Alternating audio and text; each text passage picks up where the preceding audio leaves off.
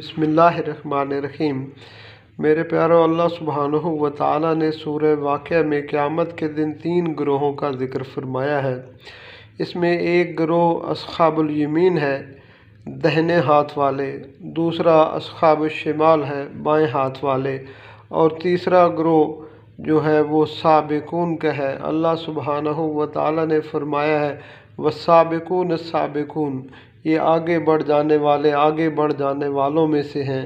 میرے پیارو، دین کا جب بھی کوئی تقاضا آتا تو اس میں صحابہ کرام رضوان اللہ علیہم اجمعین کی جماعت ہمیشہ آگے سے آگے بڑھتی۔